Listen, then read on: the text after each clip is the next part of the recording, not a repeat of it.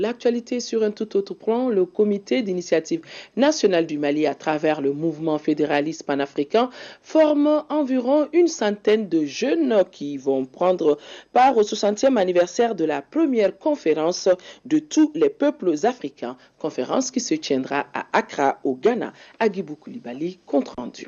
Pour participer au rendez-vous du 60e anniversaire de la première conférence de tous les peuples africains dans la capitale ghanéenne, le comité d'initiative nationale du Mali renforce la capacité des jeunes Maliens. Le thème de la formation est l'impératif du réarmement doctrinal de la jeunesse africaine de la diaspora. C'est une activité que notre comité a préparée, qui a une double symbolique.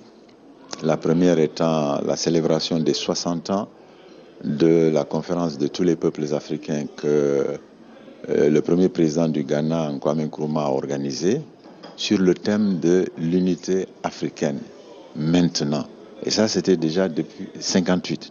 L'autre symbolique, c'est que la rencontre d'Accra permet de jeter les bases du mouvement fédéraliste panafricain. Le Mali est une terre de panafricanistes, par excellence.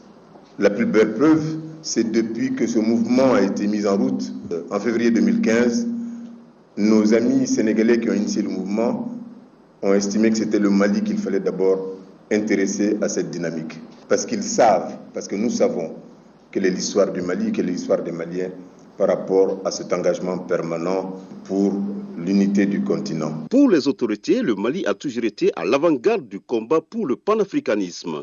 Elles invitent les jeunes à une participation de qualité à Accra. L'importance de cette formation, c'est pour prendre conscience aux jeunes d'aujourd'hui leur rôle, sinon leur mission dans la réalisation de l'Union africaine.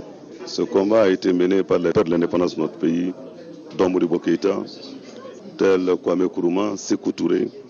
Donc c'est pour dire tout simplement quel peut être le rôle de la jeunesse pour l'atteinte de cet objectif qui est l'Union africaine. On a voulu leur donner les rudiments nécessaires afin qu'ils puissent porter haut le flambeau d'abord du Mali, sachant que le Mali a inscrit dans sa constitution vraiment l'unité africaine.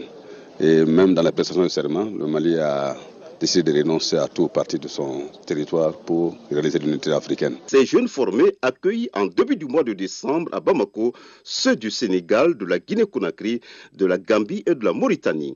La délégation se met en route pour rejoindre les jeunes du Burkina Faso et du Niger à Bobo-Dioulasso pour rallier ensuite Accra.